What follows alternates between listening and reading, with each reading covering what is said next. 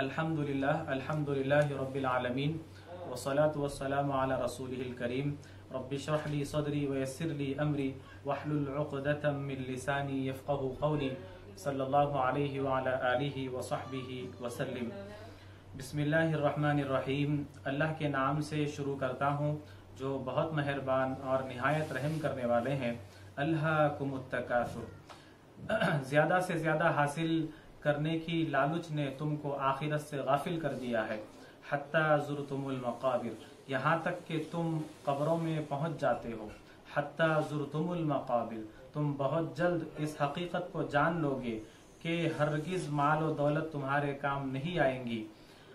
कल्ला सौफ़ तअलमून, फिर आगाह किया जाता है कि हरगिज़ नहीं, बहुत जल्द तुम्हें अपना अंजाम मालूम हो जाएगा। सुम्मा कल्ला सौफ़ तअलमून, हाँ काश तुम माल और दौलत की हवस और अपने गफलत के अंजाम को यकीन वाले इल्म के साथ जान जाते तो दुनिया में इस तरह मगन हो के आखिरत को ना भूलते। लतरवुन्नल जहीम, तुम अपनी हिरस के बदले में दोज़ख को जरूर देख कर रहोगे। सुम्मा लतरवुन्नहा ऐनल यकीन, फिर तुम उसे जरूर यकीन की आंख से देख लोगे। सुम्मा लतुसअलुन्ना यौमइज़िन अनिन नईम, फिर उस दिन तुमसे अल्लाह की सारी नेमतों के बारे में जरूर पूछा जाएगा कि तुमने उन्हें कहाँ कहाँ और कैसे कैसे खर्च किया था। ये एक आसान सा तर्जुमा हमने समाअत किया। दरअसल अल्लाह ताला इस सूरे में इंसान की ज्यादा से ज्यादा हिरस, ज्यादा से ज्यादा लालच की जो ख्वाहिश होती है कि मैं किसी भी चीज की लालच, पैसे की लालच, चीजों की लालच जिंदगी में कि मुझे मिल जाए, ज्यादा से ज्यादा मेरे पास हो। और तो ये जो लालच है, ये लालच का, ये ज्यादा से ज्यादा हिरस की जो इंसान के अंदर जो ख्वाहिश है, ये ख्वाहिश का अल्लाह ताला इस सूरे में जिक्र कर रहे हैं। दरअसल ये जो अल्हाकुमुत तकासुर कहा गया है, तकासुर जो लफ्ज है वो कसरत से है। कसरत यानी ज्यादा, जैसे हम उर्दू में बोलचाल में इस्तेमाल करते हैं, कसरत हो गई, ज्यादा है, कसरत से है, अल्लाह कसरत से नवाजा। तो ये जो कसरत है यानी ज्यादा, बहुत ज्यादा, तो ये भी तकासुर भी कसरत से ही ये मिलता जुलता लफ्ज है, उसी से है। तो तकासुर यानी बहुत ज्यादा चीजों की जो हिरस है तुम्हारे अंदर, अल्लाह ताला इसके बारे में इस सूरे में जिक्र कर रहा है कि बहुत ज्यादा हिरस तुम्हें क्या कर दी, गाफिल कर दी। किससे? अल्लाह से, और आखिरत के दिन से तुम्हें गाफिल कर दी। गाफिल यानी आसान अल्फाज में अगर बोलूं तो भुला दी, भूल गए हम अल्लाह को, गाफिल हो गए अल्लाह की याद से, और क़यामत के दिन से हम गाफिल हो गए, क़यामत के दिन को भुला दिए। तो कसरत तीन तरह का होता है। जो ज्यादा चाहने की जो ख्वाहिश है वो तीन तरह की होती है। एक है, सबसे पहली जो किस्म है उसकी कसरत को तलब करना, यानी मेरे पास ज्यादा हो जाए, ज्यादा की ख्वाहिश करना, ये एक तरह की ख्वाहिश है। दूसरा है कसरत की तलब में एक दूसरे से आगे बढ़ने की दौड़ लगाना, यानी कंपटीशन करना कि इतना ज्यादा मुझे मिले कि मैं फला शख्स से मैं आगे बढ़ जाऊं। उसके पास ये उसका स्टेटस है, फाइनेंशियल स्टेटस, वो बंदे का, फला बंदे का इतना है तो मैं उससे ज्यादा बढ़ जाऊं। वो बंदे की फला एक बिल्डिंग खड़ी हुई है तो मैं उससे ज्यादा ऊंची बिल्डिंग बना लूं। वो 2 घरों का मालिक है तो मैं 3 घरों का मालिक बन जाऊं। वो 1 दुकान का मालिक है तो मैं 2 दुकान का मालिक बन जाऊं। तो ये जो कंपटीशन होता है ये भी जो है सो हमें गाफिल कर देती है अल्लाह से। तो कसरत 3 तरह का है। एक है कि मुझे ज्यादा मिल जाए, बस इतनी एक बंदा होता है, बस इस पे खुश हो जाता है कि मुझे ज्यादा मिल गया तो बस है। फिर एक बंदा होता है ज्यादा पे खुश नहीं होता, बल्कि इतना ज्यादा हो कि वो दूसरों से कंपटीशन करना चाहता है। और तीसरी एक उसकी किस्म ये है कि कसरत की बुनियाद पर एक दूसरे पर फख्र करना, कि इतना ज्यादा मुझे मिलना है कि मैं फख्र कर सकूं, एक तकब्बुर कर सकूं कि हाँ मेरे पास इतना है। एक तकब्बुराना जिंदगी वो जीना चाहता है, ज्यादती की वजह से माल इतना ज्यादा आ जाए कि वो तकब्बुराना वाली जिंदगी जीना पसंद करता है। तो ये 3 तरह का जो कसरत का मामला है, चाहे वो ज्यादा की ख्वाहिश हो, या फिर कंपटीशन करने की ख्वाहिश हो एक दूसरे से, या फिर इतना ज्यादा हो कि तकब्बुर आ जाए, घमंड आ जाए कि मेरे बराबर कोई नहीं हो सकता, मैं कुछ भी कर सकता हूं, मैं पैसों के जरिए, माल के जरिए लोगों को खरीद सकता हूँ, लोगों की सोच को कंट्रोल कर सकता हूँ, ये घमंड, ये तीन तरह की भी जो लालच है, ख्वाहिश है कसरत की, ये इंसान को नुकसान में डालने वाली है, बर्बाद करने वाली है। और ये ख्वाहिश जब पैदा होती है तो उसका नुकसान क्या होता है? उसका नुकसान ये होता है कि बंदा अल्लाह से गाफिल हो जाता है, और क़यामत का दिन जो आने वाला है, हिसाब किताब होने वाला है, मुझे और आपको जाकर वहां पर जो हिसाब देना है, पाई पाई का हिसाब देना है, वो हिसाब के दिन से हम गाफिल हो जाते हैं, यानी भूल जाते हैं उसे, हमें उसकी अहमियत कम हो जाती है। जब ये हमारे अंदर ये हिरस वाली ख्वाहिश पैदा होती है, ज्यादती वाली ख्वाहिश पैदा होती है। नबी करीम सल्लल्लाहु अलैहि वसल्लम ने इरशाद फरमाया, हदीस शरीफ में आता है कि अगर इंसान को एक वादी सोने से भरकर दे दी जाए तो वो दूसरी वादी की भी ख्वाहिश करेगा। यानी इंसान का दिल इतना लालची है कि वो उसको जितना मिले बस नहीं होता है, वो और ज्यादा की ख्वाहिश करता है। तो फिर उसकी ख्वाहिश कब खत्म होगी, उसकी ख्वाहिश कब पूरी होगी? तो मेरे नबी ने कहा कि इंसान का पेट सिर्फ मिट्टी से भर सकता है, यानी जब वो मरकर खबर के गड़े में मिट्टी में जब डाल दिया जाएगा तो तभी जाकर उसकी वो ख्वाहिशें खत्म होगी। यानी खबर में जाने तक इंसान की ख्वाहिशें लगी है, वो चाहता है कि मुझे फला मिल जाए, ये हो जाए, ये हासिल हो जाए, मैं फला काम कर लूं, मैं उसके बराबर हो जाऊं या उससे आगे बढ़ जाऊं। लेकिन वो ख्वाहिश कब खत्म होगी? वो खबर में जाने के बाद ही वो ख्वाहिश खत्म होगी। एक और हदीस शरीफ में आता है कि मा क़ल्ल व कफ़ा खैरुम मिम्मा कसुरा व अल्हा, जो चीज कम हो और जरूरत पूरी कर जाती है, जो चीज कम हो और उससे जरूरत पूरी हो जाती है, वो काफी हो जाती है, तो हाथ फैलाने से बेहतर है, किसी के सामने हाथ फैलाने से बेहतर है, उससे बेहतर है जो ज्यादा हो और अल्लाह से गाफिल कर दे। किस बात से बेहतर है? ज्यादा हो और वो ज्यादती हमें क्या करे? अल्लाह से गाफिल कर दे। उससे बेहतर है कि कम हो और वो इतना कम है कि हमारी जरूरत काफी हो जा रही है, हमारी जरूरत पूरी हो रही है, हमारे लिए काफी है।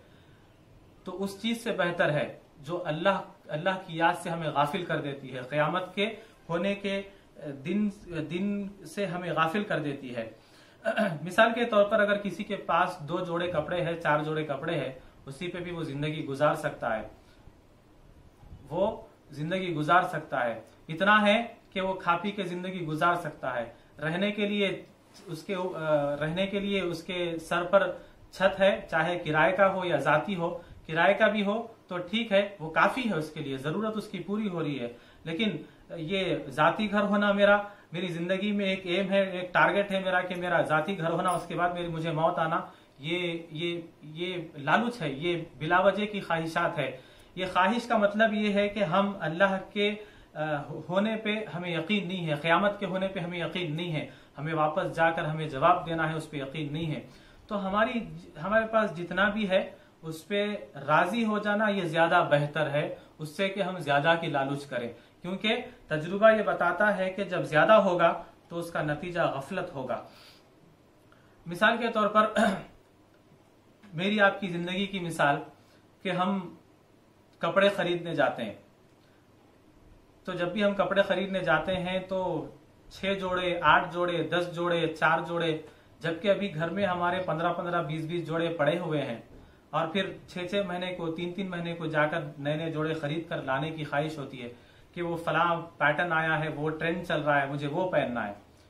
तो हम पहले सोच ले कि क्या वाकई हमें इन कपड़ों की जरूरत है, जो मैं ले रहा हूं वो जरूरत है या फिर जरूरत से ज्यादा है। अगर जरूरत से ज्यादा है तो फिर अगर मैं उसको ले लूंगा तो फिर वो क्या होगा, मैं अगर उसको ला लूंगा तो वो कपड़े मुझे गाफिल कर देंगे अल्लाह की याद से। क़यामत के दिन का जो यकीन होना चाहिए हमें, उससे वो कपड़े मुझे गाफिल कर देंगे, क्योंकि मैं जरूरत से ज्यादा इस्तेमाल कर रहा हूं। और फिर इसी तरह हमारे घर की औरतें ज्वेलरी की ख्वाहिश करती हैं, ज्वेलरी पहनने की। ज्वेलरी घर में पड़ी होती है, सोना पड़ा हुआ है, लेकिन उनको एक नया सेट चाहिए होता है, एक नया नेकलेस चाहिए होता है, नया पैटर्न चाहिए होता है। तो जब भी आप ज्वेलरी खरीद रहे हो तो ये सोच ले कि आपकी क्या ये जरूरत है। अगर जरूरत है तो फिर जरूर खरीदे, जरूरत पूरी करे। लेकिन जरूरत नहीं है, जरूरत से ज्यादा है तो फिर वो हमारे लिए नुकसान बनेगी। फिर बाद लोगों की एक ख्वाहिश ये होती है कि फर्नीचर का अच्छे से अच्छा कलेक्शन हो, फर्नीचर कलेक्ट करे, फर्नीचर खरीद के लाए। वो फला कंट्री का फर्नीचर है, फला जगह का है, फला लकड़ी का बना हुआ है, कीमती। जबकि एक आपके घर में जो मौजूद पड़ा हुआ एक सोफा है, उससे भी आपका काम चल जाता है, वो फर्नीचर से भी आपका काम चल रहा है, निकल जाता है। लेकिन ये जो ख्वाहिश है, ये लालच है, उससे बेहतर की जो अगर वो जरूरत है तो फिर जरूर लाए, अगर जरूरत नहीं है तो फिर उसको ना लिए, उसको लेने से परहेज करे, सोचे कि क्या मुझे इसका जवाब देना नहीं है अल्लाह के पास। या इसी तरह फिर कुछ लोगों की ख्वाहिश होती है कि एंटिक पीसेस को, एंटिक चीजों को जमा करते हैं। वो एंटिक पीस जमा करना क्या आपकी जरूरत है? अगर जरूरत है तो फिर जरूर वो उसको ले। फिर हमारे घरों में औरतों की ख्वाहिश होती है कॉस्मेटिक्स को जमा करें। दुनिया का घरों में पड़ा हुआ होता है, लेकिन उसके बावजूद एक ज्यादा से ज्यादा अलग अलग ब्रांड्स के कॉस्मेटिक्स खरीदने की ख्वाहिश होती है। क्या वो जरूरत है कॉस्मेटिक्स? हाँ, अगर जरूरत है तो जितनी जरूरत है उतनी ले, उससे ज्यादा की जरूरत अगर नहीं है तो फिर ना ले। इसी तरह एक्सेसरीज बाज लोगों को लेने की ख्वाहिश होती है, बेजा गैर जरूरी लोग चीजों को लेकर घर में लाकर जमा कर लेते हैं। अगर वो जरूरत है तो ठीक है, वरना फिर हमें वो चीजें गाफिल कर देगी। अल्लाह ताला कुरान करीम में एक जगह इरशाद फरमाए, इअलमू अन्नमल हयातुद दुनिया लइबुम व लहवुम व ज़ीना, के लोगों जान लो कि ये जो दुनिया की जिंदगी है ये सिर्फ खेल तमाशा है। ये खेल तमाशे के अलावा कुछ नहीं है, ये जिंदगी, दुनिया की जिंदगी। और हम यही दुनिया की जिंदगी में ख्वाहिश कर रहे हैं कि मेरे पास फला इंटीरियर वाला घर हो, जाती घर हो, और एक जाती घर के अलावा एक और घर हो जिसका मुझे किराया आता रहे, मैं बैठकर जिंदगी आराम से गुजारता रहूं। एक मेरे लिए एक बाइक हो, एक कार हो, कार भी दो तरह की हो, एक लग्जरी कार हो, एक पार्टीज में जाने के लिए हो, एक रोजमर्रा जिंदगी के काम काज करने के लिए हो, और फिर एक अच्छा खासा फर्नीचर हो घर में जिससे लोग देखकर आकर तारीफ करें कि अरे भाई क्या फर्नीचर बनाए हो। तो ये जो जितनी भी ख्वाहिशें हैं ये सब दुनिया की ख्वाहिश है। और अल्लाह ताला साफ साफ कुरान में इरशाद फरमा रहा है, इअलमू अन्नमल हयातुद दुनिया लइबुम व लहवुम व ज़ीना, ये दुनिया की जिंदगी सिर्फ खेल तमाशा है और कुछ नहीं है। और कुरान से ज्यादा सच्ची बात कोई और बता सकता है? हरगिज नहीं। अल्लाह की बात से ज्यादा सच कोई बात नहीं हो सकती, कुरान से सच कोई और बात नहीं हो सकती। एक और अल्लाह ताला कुरान में एक आयत इरशाद फरमाया है, अलमालु वल बनून ज़ीनतुल हयातिद दुनिया, माल और औलाद ये सिर्फ दुनिया की जीनत है, ये दुनिया का खेल तमाशा है और कुछ नहीं है। जैसा कि मैं कल अर्ज कर रहा था, कल नहीं परसों अर्ज कर रहा था कि लोग अपना नाम बाकी रखना चाहते हैं। किन चीजों के जरिए? दो चीजों के जरिए, एक माल के जरिए, पैसे के जरिए। यानी अल्लाह अगर बहुत नवाजा है तो वो चाहता है कि मैं मरने के बाद भी बाकी रहूं दुनिया में, मेरा नाम जिंदा रहे। तो उसके लिए क्या करता है? बड़े बड़े बिल्डिंगें खड़ा करता है। वो ताजमहल बना दिए, वो पिरामिड्स बना दिए मिस्र में, इजिप्ट में। क्यों बनाया गया? ताकि लोग उनको याद रखें मरने के बाद कि ये शाहजहां बनाया था। क्या वो मोहब्बत की निशानी थी? क्या दुनिया में दूसरे अल्लाह ने शोहर नहीं बनाए, नहीं पैदा किए कि अपनी बीवियों से मोहब्बत करने वालों को नहीं बनाया? दूसरे भी शोहर तो है जो अपनी बीवियों से मोहब्बत कर रहे होंगे, करते होंगे, लेकिन उन्होंने तो अपनी बीवियों के लिए मकबरे नहीं बनाए। बहुत सारे पैसे वाले भी होंगे लेकिन उन्होंने तो अपने बीवियों के लिए मकबरे नहीं बनाए।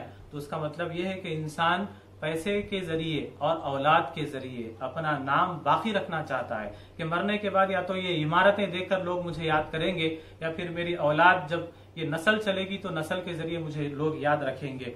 तो अलमालु वल बनून ज़ीनतुल हयातिद दुनिया, माल और औलाद, ये दो बड़ी चीजें हैं जिसके पीछे इंसान दौड़ता है, दौड़ लगाता है, भागता है, एक दूसरे से आगे बढ़ने की कोशिश में लगा हुआ होता है। और ये दो चीजें भी ये दुनिया की जीनत है, खेल तमाशा है, ये कुछ नहीं है इसके अलावा।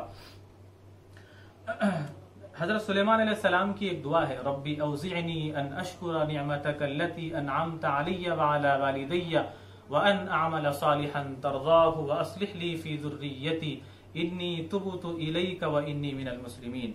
ऐ मेरे परवरदिगार, तूने मुझे जो नेमतें अता की है और मेरे माँ बाप को जो नेमतें अता की है, तू मुझे तौफीक दे कि मैं तेरा शुक्र अदा कर सकूं। जो तू मुझे और मेरे माँ बाप को जो नेमतें दी है वो नेमतों के बदले में मैं तेरा शुक्र अदा कर सकूं। और मुझे ऐसे काम मुझसे करवा जिससे तू राजी हो जाए और मेरी औलाद को भी नेक बना दे। मैं तौबा करता हूँ, मैं अपने गुनाहों से माफी चाहता हूँ, मैं मुसलमानों में से हूँ। ये सुलेमान अलैहिस्सलाम की दुआ थी। सुलेमान अलैहिस्सलाम नेमतों के बदले में अल्लाह से शुक्र अदा कर रहे हैं। और हमारा क्या मामला है कि एक है तो दो होने की ख्वाहिश होती है, एक घर है तो और एक घर की ख्वाहिश होती है। किराए के घर पे सुकून नहीं पड़ता है, किराए के घर पे भी तो जिंदगी गुजर सकती है। अगर किराए के घर पे भी अगर मर जाए तो क्या बुरा होगा, वो क्या नुकसान होगा, उसमें क्या बुराई है। अल्लाह को राजी करना ये असल जिंदगी है। अल्लाह खुश होता, अल्लाह हमारी जिंदगियों से खुश है या नहीं है, वो असल है। अगर एक इंसान झोपड़ी में जी रहा हो और चटाई पे सोता हो, एक टाइम का खाना खाता हो, लेकिन उसकी जिंदगी, वो हम जो सूरह असर में पढ़े थे, वल असर इन्नल इंसान लफी खुस्र इल्ला लल्लज़ीना आमनु व अमिलुस सालिहाति व तवासौ बिल हक़्क़ि व तवासौ बिस सब्र, अगर ये चार चीजें उसकी जिंदगी में है, अगर वो चटाई पे सोता हो, वो एक रोटी एक टाइम का खाना खाता हो, झोपड़ी में रहता हो, लेकिन ये चार काम करता हो, ईमान हो उसके पास, और फिर नेक अमाल करता हो, और हक दूसरों तक पहुंचाता हो, और एक दूसरे को हक की वसीयत करते हैं, और सबर पर कायम सबर पर टिके होते हैं, और सबर की एक दूसरे को नसीहत करते हैं, तो फिर वो फकीर जो झोपड़ी में रहता है, अल्लाह की उसके पास बहुत कदर कीमत है, अल्लाह के पास उसका बहुत बड़ा मकाम मर्तबा है। अगर बादशाह है लेकिन ये चार चीजें नहीं है, तो अल्लाह के पास उसकी इज्जत नहीं है, अल्लाह के पास उसका कोई मकाम मर्तबा नहीं है। तो हजरत सुलेमान अलैहिस्सलाम ने, जब हजरत सुलेमान अलैहिस्सलाम की ये दुआ हमें ये सिखलाती है कि अल्लाह की जितनी भी हमें नेमतें मिली है, जो भी मिली है, उस पर राजी रहें, और जितनी नेमतें मिली है उस पर शुक्र अदा करें। हजरत उमर रज़ी अल्लाह ताला अन्हु का भी एक वाकया मैं अर्ज करते हुए आगे बढ़ता हूँ, इसी से ताल्लुक रखता है कि हजरत उमर रज़ी अल्लाह ताला अन्हु की जिंदगी कैसी थी। सब जानते हैं उनकी खिलाफत, उनकी हुकूमत, 22 लाख मुरब्बा मील पर दुनिया पर उनकी हुकूमत थी। वो दुनिया आज तक वैसा बादशाह नहीं दिखा सकी, ना दुनिया ने आज तक वैसा बादशाह देखा है। हजरत उमर रज़ी अल्लाह ताला अन्हु की जो खिलाफत थी, हजरत उमर रज़ी अल्लाह ताला अन्हु की खिलाफत में जो कैसर और किसरा के जो बड़े बड़े हुकूमतें थी, जो बड़े बड़े बादशाह थे, उनके तख्तों को पलटा दिया गया हजरत उमर ने। और फिर जो नौशरवान जो बादशाह था, उसके खजानों को मदीने के शहर में, मदीने तक पहुंचाया गया। यानी कई मुल्क, कई शहर फतह करके वहां की खजानों को जीत कर मदीने में लाकर जमा करने वाले हजरत उमर रज़ी अल्लाह ताला अन्हु है।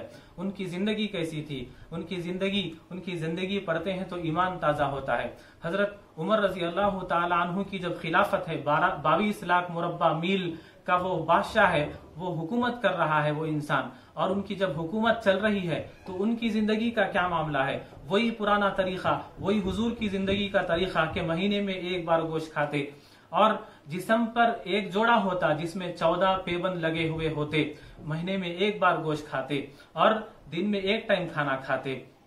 जब ये पुराना ये तरीका को आप छोड़े नहीं थे, वही तरीके पर चल रहे थे, जिंदगी गुजार रहे थे, जबकि आप 22 लाख मुरब्बा मील का बादशाह है। और हजरत उमर का जो रोब और जो दबदबा है वो मिसाली है। वो हम सुनते हैं कि हजरत उमर रज़ी अल्लाह ताला अन्हु का क्या मकाम मर्तबा है। अल्लाह के रसूल ने कहा कि मैं, अबू बकर और उमर रज़ी अल्लाह ताला अन्हुम, हम तीनों जन्नत में इस तरह से दाखिल होंगे, सीधे हाथ के हाथ में अबू बकर का हाथ होगा, उल्टे हाथ के हाथ में उमर रज़ी अल्लाह ताला अन्हु का हाथ होगा। अल्लाह के नबी ने कहा कि जन्नत में नौजवानों के सरदार हसन और हुसैन रज़ी अल्लाह ताला अन्हुमा होंगे, और जो बड़े लोग होंगे, बड़े लोगों की उम्र जो होंगी, वो उम्र के लोगों के जो सरदार होंगे वो अबू बकर और उमर होंगे। यह मकाम मर्तबा है हजरत उमर का। लेकिन उनकी जिंदगी कैसी है, वही पुराने तरीके की, पुराने जमाने की जिंदगी, हुजूर के जमाने की जिंदगी का तरीका के फटे हुए कपड़े हैं, पेबंद लगे हुए हैं, एक वक्त का खाना खाते हैं, एक रोटी खाते हैं, महीने में एक बार गोश्त खाते हैं। तो सहाबा रज़ी अल्लाह ताला अन्हुम ने आपस में मशवरा किया कि हजरत उमर रज़ी अल्लाह ताला अन्हु को अपनी जिंदगी का तरीका थोड़ा सा बदलना चाहिए। वही पुराना तरीका है हुजूर के जमाने का, और वो फिर 22 लाख मुरब्बा मील का बादशाह है। और फिर उनके पास दूसरे मुल्कों से लोग सफीर आते हैं, वहां के वहाँ के बड़े बड़े लोग आते हैं उनसे मुलाकात करने के लिए, और फिर वो ऐसी पुराने फटे फकीरी की हालत में रहते हैं। तो हजरत उमर को अपना तरीका बदलना चाहिए जिंदगी गुजारने का। तो फिर ये मशवरा किया गया, तो आपस में ये बात बोलने लगे कि ये बात हजरत उमर से कौन कहेगा जाकर। तो सब पीछे हट गए कि हम नहीं कहेंगे। क्यों? क्योंकि हजरत उमर का गुस्सा जो मशहूर था, जलाल गुस्सा, कि आपका गुस्से से सब डरते थे हजरत उमर के। तो किसी की हिम्मत नहीं हुई कहने की कि कोई जाकर ये बात बताए कि उमर आप अपना जिंदगी का तरीका बदल लें, जीने का तरीका बदल लें, आप थोड़ा अच्छे कपड़े पहन लें, क्योंकि आप 22 लाख मुरब्बा मील के बादशाह हैं, आप हुकूमत करने वाले हैं, आप थोड़ा सा आपका रहन सहन अच्छा हो जाए, आलिशान हो जाए, आपके पास लोग बाहर से दूसरे ममालिक से मिलने के लिए आते हैं। तो किसी की हिम्मत नहीं हुई। तो मशवरा ये हुआ कि ऐसा करते हैं कि हजरत आयशा और हजरत हफ्सा रजी अल्लाह ताला अन्हुमा के पास जाते हैं और उनको ये बात बतलाते हैं। उनके जरिए वो बात हजरत उमर तक पहुंचाते हैं। अगर उमर रजी अल्लाह ताला अन्हु के पास वो दोनों अगर बात को ये लेकर जाएंगे तो हजरत उमर वो दोनों खवातीन का भी ख्याल करेंगे और फिर हुजूर की बीवियां होने का भी ख्याल करेंगे, एहतराम करेंगे। हजरत आयशा हुजूर की बीवी है और फिर हजरत हफ्सा जो हजरत उमर की बेटी भी है और हुजूर की बीवी भी है। तो फिर बेटी भी है तो ज्यादा अच्छे से जाकर वो बात बता सकती है, और फिर हुजूर की बीवी होने की वजह से हजरत उमर दोनों का एहतराम भी करेंगे, ख्याल भी करेंगे, यानी गुस्सा नहीं होंगे, गुस्सा नहीं करेंगे। तो ये तय होता है और फिर वो दोनों हजरत आयशा के सहाबा हजरत आयशा और हजरत हफ्सा को ये बतलाते हैं, समझाते हैं। वो दोनों भी राजी हो जाते हैं कि हाँ सही बात है, हजरत उमर को अपना तरीका बदलना चाहिए। तो वो दोनों हजरत उमर रजी अल्लाह ताला अन्हु के पास पहुंचते हैं कि ए उमर, आपसे हमें कुछ बात करनी है। तो हजरत उमर रजी अल्लाह ताला अन्हु उन्हें देखते ही उठकर बैठ जाते हैं कि हाँ बताइए, आपका कैसे आना हुआ, आप क्यों आए हैं, आप अगर कुछ जरूरत होती तो आप मुझे ही बता देते, मैं आपके पास आ जाता। उम्महातुल मोमिनीन थी, हुजूर की बीवियां थी, उम्मत की माएँ हैं वो। तो हजरत उमर रजी अल्लाह ताला अन्हु उनका एहतराम करके बिठाते हैं। तो फिर बात होती है तो हजरत आयशा कहती है कि ए उमर, आपसे एक बात करनी है। आप 22 लाख मुरब्बा मील के बादशाह हैं। जो अल्लाह के रसूल का जो जमाना था वो गरीबी का जमाना था, इतने हम मुल्क फतह नहीं किए थे, इतनी मालो दौलत नहीं थी। मदीने में जो है सोने चांदी के ढेर लगे हुए हैं और खजाने भरे हुए हैं। हुजूर का जमाना गरीबी का जमाना था। हजरत अबू बकर सिद्दीक रजी अल्लाह ताला अन्हु का जमाना भी इतना अच्छा नहीं था, वो भी गरीबी का जमाना था। इतने मालो दौलत के अंबार नहीं लगे थे, खजाने इतने भरे हुए नहीं थे। लेकिन आपकी हुकूमत में अल्लाह ने आपको बहुत ज्यादा कामयाबी दी है। आप इतने बड़े बड़े मुल्क फतह कर लिए हैं और बड़े बड़े खजाने मदीने में लाकर पहुंचा दिए हैं। तो आप अपनी जिंदगी का तर्ज अमल बदलें, आपकी जिंदगी का तरीके को बदलें, आप अपनी जिंदगी को चेंज करें, तब्दीली लाएं, कुछ अच्छा पहने, आपके फटे पुराने कपड़े हैं उसको थोड़ा सा तब्दील करें। तो हजरत उमर रजी अल्लाह ताला अन्हु का चेहरा बदल जाता है गुस्से से और पूछते हैं कि पहले ये बताओ कि तुम्हें कि किन लोगों ने मेरे पास भेजा है, ये बात बताकर। तो वो हजरत आयशा कहती हैं कि उमर, आप पहले हमसे हाँ या ना तो कहें, उसके बाद हम आपको बताएंगे कि हमें किसने भेजा है। तो हजरत उमर ने कहा कि अगर तुम मुझे उन लोगों का नाम बता दो तो फिर उनका बुरा हाल कर दूंगा, उनकी शामत आएगी। तो फिर हजरत उमर रजी अल्लाह ताला अन्हु अपनी बेटी की तरफ मुतवज्जे होते हैं, हफ्सा की तरफ मुतवज्जे होते हैं और कहते हैं कि हफ्सा, तुम मेरी बेटी भी हो और अल्लाह के रसूल के घर की औरत भी हो, बीवी भी हो। तुम बताओ कि अल्लाह के रसूल ने पूरी जिंदगी क्या कभी 2 वक्त का खाना खाया है? तो हजरत हफ्सा रजी अल्लाह ताला अन्हा कहती हैं कि हाँ, कभी भी 2 वक्त का पूरी जिंदगी में खाना नहीं खाया, 1 वक्त का खाना खाया है। तो हजरत उमर पूछते हैं तो फिर ये बताओ कि तुम अल्लाह के रसूल की बीवी हो, तो फिर ये भी बताओ कि अल्लाह के रसूल ने कभी अल्लाह के रसूल के पास तुम्हारे घर में, जब भी अल्लाह के रसूल आते तो तुम्हारे घर में एक जोड़े से ज्यादा कभी अल्लाह के रसूल का दूसरा जोड़ा भी हुआ करता था? तो हजरत हफ्सा ने कहा कि कभी नहीं, एक ही जोड़े पर आप गुजारा करते थे। तो हजरत उमर ने पूछा, जब हजरत बिलाल अज़ान देते और नमाज का वक्त होता, नमाज के लिए लेट हो जाते, तो अल्लाह के रसूल अभी घर से अपने बाहर नहीं निकलते। जब हजरत अल्लाह के रसूल को जब ये इत्तला दी जाती कि नमाज का वक्त हो गया है, तो अल्लाह के रसूल कहते कि मेरा जो कुर्ता है, मेरा जो जुब्बा है वो अभी सूख रहा है, धोकर डाला था वो सूख रहा है, अभी कच्चा है, इसीलिए मुझे आने के लिए लेट हो रहा है, देरी हो रही है। तो वो कुर्ता सूखने की वजह से नमाज अक्सर लेट पढ़ाया करते थे, लेट पढ़ते थे। अल्लाह के रसूल नमाज आकर बाद में पढ़ाते तो नमाज थोड़ा देर से पढ़ते। ये एक जोड़ा अल्लाह के रसूल का जो हजरत हफ्सा के घर पर था, और फिर हजरत उमर ने पूछा कि हफ्सा, क्या वो दिन भी नहीं था कि जब वो एक जोड़ा भी नहीं था अल्लाह के रसूल का, तो आप अपने जिस्म पर चादर लपेट कर आकर नमाज पढ़ाए? तो हजरत हफ्सा ने कहा कि हाँ ऐसा भी हुआ है। तो फिर हजरत उमर ने पूछा कि हफ्सा, क्या ऐसा भी नहीं हुआ कि वो एक चादर भी नसीब नहीं थी? तो अल्लाह के रसूल एक अंसारी औरत से उधार चादर लेकर अपने जिस्म पर लपेट कर ओढ़ कर आकर नमाज पढ़ाए हैं, नमाज की इमामत किए हैं, क्या ऐसा नहीं हुआ? तो हजरत हफ्सा ने कहा कि हाँ ऐसा ही हुआ है। उसके बाद हजरत उमर रज़ी अल्लाह ताला अन्हु पूछते हैं कि हफ्सा, क्या अल्लाह के रसूल कभी टेका लगाकर खाना खाए हैं? तो हजरत हफ्सा कहती है कि कभी नहीं खाए हैं।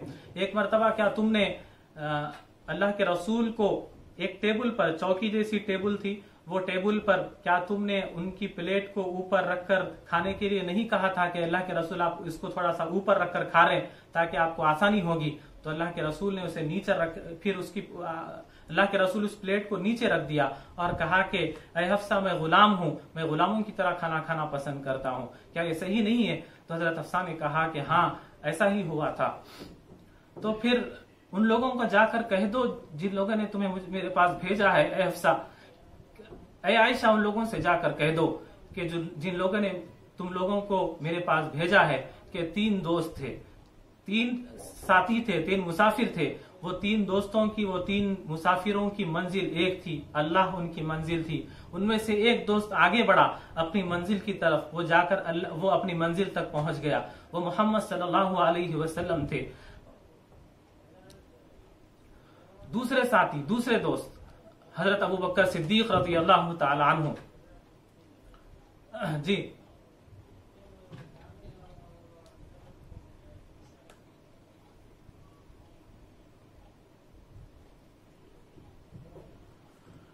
तो दूसरे सहाबी, जो दूसरे दोस्त है, वो 3 दोस्तों में से जो दूसरे दोस्त है अबू बकर सिद्दीक रज़ी अल्लाह ताला अन्हु, वो भी अपने मंजिल की तरफ आगे बढ़ने लगे और अपनी मंजिल तक पहुंच गए। और उनसे कहो कि एक तीसरा दोस्त उनका कोशिश कर रहा है उस मंजिल तक पहुंचने की, अगर वो मंजिल से हट गया तो फिर वो अपनी मंजिल तक नहीं पहुंच सकता, अपनी मंजिल तो उसको नहीं मिलेगी, अल्लाह तक नहीं पहुंच सकता। तो उनसे कह दो कि वो अपनी मंजिल से नहीं हटेगा, वो अपने दोस्तों के रास्ते पर ही चलेगा और फिर अपनी मंजिल तक जाकर पहुंच जाएगा। ये हजरत उमर रज़ी अल्लाह ताला अन्हु की जिंदगी थी। 22 लाख मुरब्बा मील का बादशाह, 22 लाख मुरब्बा मील पर हुकूमत करने वाला शख्स क्या नहीं कर सकता था? आलिशान एक से अच्छे से कीमती कपड़े पहन सकता था, आलिशान घर में रह सकता था, लेकिन अल्लाह के रसूल के जमाने का तरीका, अल्लाह के रसूल की जिंदगी जो थी, वही जिंदगी को आप हजरत उमर रज़ी अल्लाह ताला अन्हु गुजारने की कोशिश करते करते करते इस दुनिया से चले गए। फिर कैसे गए? यही हालत जिंदगी गुजर रही थी, आपको शहीद कर दिया गया, फजर की नमाज पढ़ा रहे थे, फजर की नमाज में आपको खंजर मारा गया। अबू लुलो जो मजूसी था उसने छुपकर खंजर से वार किया, 6 या 7 वार करता है, उसके बाद आप वहां पर गिर जाते हैं। हजरत अब्दुर्रहमान बिन औफ आगे बढ़कर आप नमाज को मुकम्मल करते हैं, कुछ सहाबा उसके पीछे भागते हैं, वो अपने आप को खंजर मारकर वो खुदकुशी कर लेता है। फिर कुछ सहाबा हजरत उमर को वहां से उठाकर ले जाते हैं, घर ले जाकर दूध पिलाते हैं तो पेट के अंतड़ियों से दूध बाहर आ जाता है। उसके बाद फिर जब ये यकीन हो जाता है कि मौत का वक्त आ गया है, जाने का वक्त आ गया है, तो अब्दुल्ला, जो मैं कल ये अर्ज किया था कि अब्दुल्ला जो उनके बेटे थे, उनका सर अपने गोद में लेकर रखते हैं, तो हजरत उमर फारूक कहते हैं कि मेरे सर को जमीन पर डाल दो। जमीन पर डाल दिया गया तो चेहरा मलने लगते हैं और फिर ये कहते हैं कि वैलुल लक या उमर, ऐ उमर तू हलाक हो जाएगा, अगर तेरा रब तुझ पर रहम नहीं करेगा, तेरा रब तुझे माफ नहीं करेगा तो तू हलाक हो जाएगा। कौन उमर? जिनके बारे में नबी ने कहा कि अगर मेरे बाद कोई नबी होता तो वो उमर होते, वो ये कह रहे हैं। और मेरा आपका मामला ये है कि कपड़ों के अंबार लगे हैं, हमारे घर की खवातीन के, औरतों के कपड़ों के अंबार लगे हैं, 50-50 जोड़े हैं, एक की बारी दूसरे की बारी नहीं आती, हम जो है तो तीसरा खरीद कर ला लेते हैं। फर्नीचर एक से एक आलीशान है, एक से एक घरों की हम ख्वाहिश करते हैं कि मेरा जाती घर हो। किराए के घर पे रहकर अगर मर जाते हैं तो उसमें क्या बुराई है? कोई बुराई नहीं है। अगर अल्लाह राजी है तो वो बहुत बड़ी कामयाबी है। तो बहरहाल खुलासा ये कि अल्लाह ने हमें जो नेमतें दी है उस पर राजी रहना सीखें, और जितनी चीजों से हमारी जरूरत पूरी होती है उस पर राजी हो जाए, ज्यादा की हिरस ना करे। ज्यादा की अगर हम हिरस करेंगे तो फिर उसका नुकसान ये होगा कि हम अल्लाह से गाफिल हो जाएंगे, और क़यामत का जो दिन है वो वाक़े होने वाला है। हमें वहां पर अल्लाह के सामने ठहर कर जवाब देना है, एक एक पाई का जवाब देना है। वो दिन के होने से हमें यकीन कम हो जाएगा। मेरी आपकी जिंदगी का ये मामला क्यों है कि हम बहुत कुछ ज्यादा चाहते हैं, ज्यादा की हिरस क्यों है? क्योंकि हमें यकीन नहीं है कि हमें क़यामत के दिन जवाब देना है, पाई का जवाब देना है। वो हजरत उमर रज़ी अल्लाह ताला अन्हु की जिंदगी वैसे क्यों थी? 22 लाख मुरब्बा मील का बादशाह, क्योंकि वहां पर यकीन मजबूत था। यकीन था कि मुझे जाकर वहां पर जवाब देना है, पाई का जवाब देना है। तो फिर ये जो बीमारी है, ये ज्यादा की ख्वाहिश की जो बीमारी है, उसका इलाज क्या है? उसका इलाज दो चीजें हैं। एक है दोज़ख का खौफ, जहन्नुम का खौफ, और दूसरा अल्लाह के पास ठहर कर सामने जाकर जवाब देना हो, इस बात का यकीन होना। ये दो चीजें वो उस बीमारी का इलाज है। हम ज्यादा की जो ख्वाहिश करते हैं वो सिर्फ एक चीज में जायज है कि हम जैसे दुआ करते हैं, रब्बी ज़िदनी इल्मा, अल्लाह इल्म की ज्यादती कर दे, इल्म के बढ़ाने के लिए दुआ करते हैं। और फिर एक दुआ करते हैं, अल्लाहुम्मा इन्नी अस्अलुका इल्मन नाफिआ, अल्लाह मैं तुझसे नफे वाले इल्म का, फायदे वाले इल्म का सवाल करता हूं। तो इल्म की ज्यादती के लिए हम ख्वाहिश कर सकते हैं। कौन सा इल्म? वो इल्म जिसके जरिए हम अल्लाह रसूल को ज्यादा और अच्छे से पहचान सके, उनकी मारिफत और ज्यादा हो, उनके करीब और ज्यादा हो सके, वैसा इल्म जानने की और ज्यादा ख्वाहिश करना, ये ख्वाहिश जायज है, ये ख्वाहिश सही है। उसके अलावा जितनी ख्वाहिशें हैं वो सब बेकार हैं।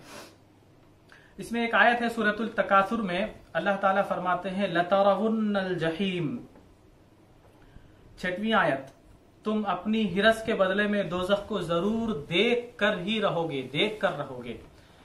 यानी जो कुफार है, मुशरिकीन है, गुनाहगार है, उन्हें तो दोज़ख में डाला जाएगा, लेकिन जिनके लिए जन्नत के फैसले कर दिए गए हैं, जो नेक लोग हैं, उन्हें भी जन्नत में ले जाने से पहले दोज़ख को दिखाया जाएगा कि ये दोज़ख है, तुम अगर ये काम नहीं करते तो तुम्हारा ठिकाना ये होता।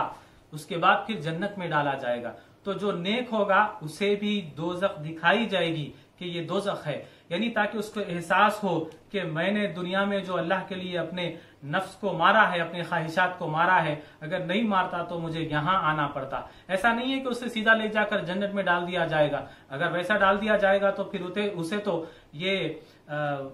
उसे तो जन्नत की नेमत की उसके फिर उसे कदर नहीं होगी, उसका एहसास नहीं होगा कि जन्नत जो मिली है वो क्या चीज है। जब दोज़ख को देखेगा तो पता चलेगा कि हाँ, ये जो मैं नफ्स को मारता था, अपने जमीर को, अपनी ख्वाहिशात को मारता था, ये इसका बदला है जन्नत मुझे, जो यहाँ पर मुझे सुकून और ठंडक पहुंचा रही है।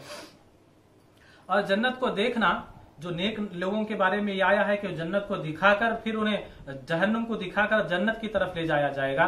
तो जहन्नुम को, दोज़ख को देखना भी मामूली बात नहीं है। रिवायतों में आता है कि जहन्नुम के, दोज़ख के 70,000 लगामें हैं, और एक एक लगाम को 70 हजार फरिश्ते पकड़कर खींच रहे हैं, घसीट रहे हैं। तो वो कैसी खौफनाक बला होगी जो हम उसे देखना भी पसंद नहीं करेंगे। अल्लाह के रसूल एक मरतबा नमाज इस्तिस्का पढ़ा रहे हैं, नमाज में खड़े हैं, आप अपना हाथ आगे लेके अपना हाथ आगे बढ़ा देते हैं, फिर थोड़ी देर के बाद आप थोड़ा पीछे हट जाते हैं। तो सहाबा पूछते हैं नमाज के बाद कि अल्लाह के रसूल, क्या ये भी नमाज का एक हिस्सा था? तो अल्लाह के रसूल ने कहा कि नहीं, ये नमाज का हिस्सा नहीं था। मुझे नमाज के दौरान जन्नत को दिखाया गया, तो मुझे रहा नहीं गया, और मैं जन्नत के फलों को तोड़ने के लिए मेरा हाथ आगे बढ़ गया। जन्नत इतनी खूबसूरत होगी कि हम उसे हमारे जब सामने लाएगी तो हम रह नहीं सकेंगे उसमें जाए बगैर। और फिर जब पीछे हट गए तो उसकी वजह ये बयान की गई कि मेरे सामने दोज़ख को लाया गया तो मैं उसकी खौफनाकी को उसके भयानक मंजर को देखकर पीछे हट गया। तो अल्लाह के रसूल का ये मामला था, तो फिर मेरा आपका क्या मामला होगा। इसके बाद अल्लाह ताला यहां पर दो बातों का और जिक्र किए हैं। वक्त हो रहा है, मैं अपनी बात को खत्म की तरफ ला रहा हूं कि लतरवुन्नल जहीम, तुमको जरूर दोज़ख दिखाई जाएगी, यानी दोज़ख को देखकर ही नेक लोग जन्नत में जाएंगे। उसके बाद अल्लाह ने यहाँ पर दो चीजों का जिक्र किया, कल्ला लौ तअलमून इल्मल यकीन, एक है इल्मुल यकीन और एक दूसरा है सुम्मा लतरवुन्नहा ऐनल यकीन। एक है ऐनुल यकीन, एक है, सबसे पहला है इल्मुल यकीन, दूसरा है ऐनुल यकीन। ये दो बातों का जिक्र इस सूरे में किया गया। और एक तीसरी बात है हक़्क़ुल यकीन, अल्लाह ने उसका भी कुरान में जिक्र किया है, सूरे वाक़िया में और सूरे हाक़ा में ये दो जगह आया है हक़्क़ुल यकीन का जिक्र। ये जो यकीन की जो कैफियत होती हैं, ये यकीन के जो दर्जे होते हैं, ये दर्जों को अल्लाह ने कुरान में बयान किया है। ये अक्सर ये सूफिया की महफिलों में ये बातें हमें सुनने को मिलती है, सूफीज़म में, औलिया अल्लाह की महफिलों में हमें ये बातें समझना आसान होता है। ये आम लोगों के लिए बातें समझना मुश्किल है, हम जैसे लोगों के लिए जरा मुश्किल है। ये सूफिया की महफिल में, औलिया की महफिल में जब जाएंगे तो वो जो मेहनत करते हैं, तरबियत करते हैं, किन चीजों पर करते हैं, नफ्स के ऊपर। नफ्स कितने किस्म का होता है, तीन तरह का होता है। एक होता है नफ्से अम्मारा, एक होता है नफ्से लवामा, एक होता है नफ्से मुतमइन्ना। नफ्से आसान अल्फाज में अगर बोलता हूं, आगे बढ़ता हूं कि नफ्से अम्मारा यानी ऐसा नफ्स यानी शरीयत के हिसाब से नफ्स उसे कहते हैं, नफ्स रूह का नाम है, रूह का दूसरा नाम नफ्स है जो हमारे अंदर है। उसके ऊपर मेहनत करते हैं सूफिया, औलिया अल्लाह के नेक बंदे, लोगों को ये उनके दिलों के ऊपर मेहनत करते हैं और क्या करते हैं, अल्लाह के रसूल के करीब करते हैं उन्हें। जो दुनिया के करीब हो गए थे, दुनिया से खींच कर लाकर अल्लाह के करीब कर छोड़ देते हैं। ये औलिया होते हैं, अल्लाह के नेक बंदे होते हैं। तो जो नफ्स है, नफ्से पहला नफ्स की जो पहली किस्म है नफ्से अम्मारा, यानी ऐसा नफ्स जो सिर्फ बुराई की तरफ आपको तवज्जो दिलाता है, रागिब करता है कि गुनाह करो, ये गलत काम करो, इसे कहते हैं नफ्से अम्मारा। एक होता है दूसरा नफ्से लव्वामा, यानी जब इंसान गुनाह कर लेता है तो उसे अफसोस होता है, मलामत होती है, पछतावा होता है कि मैं ये क्या कर दिया, मैं एक मुसलमान हूं, मैं ये गुनाह नहीं कर सकता, मुझे अल्लाह के पास जाकर जवाब देना है। ये जो पछतावा होता है, जिस इंसान के अंदर ये पछतावा हो, उसके पास नफ्से लव्वामा है। और जिसके पास कोई पछतावा नहीं है, उसके पास नफ्से अम्मारा है, पहली किस्म है। एक होता है नफ्से मुतमइन्ना, या अय्यतुहन नफ्सुल मुतमइन्ना, कुरान में अल्लाह ने कहा है कि नफ्से मुतमइन्ना यानी ऐसा नफ्स जो किसी बुराई की तरफ तवज्जो नहीं दिलाता, ख्वाहिश नहीं करता, वो सिर्फ अल्लाह के रसूल को राजी करने के लिए अपनी पूरी जिंदगी गुजार देते हैं, वही कोशिश में उनकी मौत हो जाती है। नफ्से मुतमइन्ना उसे कहते हैं। और फिर जो सूफिया जिस पर मेहनत करते हैं, तरबियत करते हैं इंसान की, दूसरी चीज यकीन के ऊपर करते हैं। एक होता है इल्मुल यकीन, दूसरा आइनुल यकीन, तीसरा हक़्क़ुल यकीन। आसान अल्फाज में बोलूं तो कि आइनुल यकीन यानी पहला है इल्मुल यकीन। इल्मुल यकीन यानी मेरी नॉलेज के जरिए मैं उस चीज का पता करना, जानना, उसके बारे में मेरी मालूमात के जरिए मैं जितना भी सुना हूं, जाना हूं, सुना हूं उसके बारे में मैं वो कोई भी एक चीज का मैं खाका मेरे जहन में लाना, एक इमेजिन करना वो चीज को। एक होता है दूसरा इल्मुल यकीन, पहला होता है इल्मुल यकीन, दूसरा होता है आइनुल यकीन, यानी एक चीज है जिसके बारे में मैं सुन के उसका तसव्वुर कर रहा हूं, इमेजिन कर रहा हूं कि हाँ वो चीज ऐसी होगी। एक दूसरा होता है आइनुल यकीन, यानी आंख से देखकर यकीन करना। लाख लोग मुझे आकर बोले होंगे कि फला जगह पे ये हादसा हुआ है या फिर ये फला जगह पे ये काम हुआ है, तो फिर मैं यही कहूंगा कि हाँ वो हुआ होगा। यकीन मुझे कौन सा है, इल्मुल यकीन है। लोग जब आके बतलाए हैं तो उसके जरिए मुझे यकीन हासिल हुआ है। लेकिन जब मैं वो चीज को जाकर देखूंगा आंखों से, तो फिर वो 1 लाख लोगों पर भारी पड़ेगा मेरी आंखों से देखना। इसे कहते हैं आइनुल यकीन, आंखों से जब देख लेंगे। एक होता है हक़्क़ुल यकीन। इसकी एक मिसाल ऐसी है, यूं समझे कि एक जगह से धुआं उठ रहा है और मैं धुएं को देखकर ये मैं यकीन हो रहा है मुझे कि हाँ वहां पर फला जगह पर आग लगी है, क्योंकि मुझे इसके बारे में इल्म है, नॉलेज है, ये बात जानता हूं मैं कि धुआं वहीं उठता है जहां पर आग लगती है, और धुआं होगा तो आग होगी, आग होगी तो धुआं होगा। तो अगर कहीं धुआं है, धुएं पे नजर पड़ती है, धुआं देखा तो मुझे यकीन होगा कि हाँ वहां पर आग लगी है। तो ये यकीन की पहली किस्म है इल्मुल यकीन, इल्म के जरिए मैं यकीन किया कि हाँ वहां पर आग लगी है। एक दूसरा है आइनुल यकीन, कि मैं उस आग को जाकर अपनी आंखों से देख लूं, हाँ मेरे आंखों के सामने नजर आ रही है कि हाँ आग है, आग जल रही है।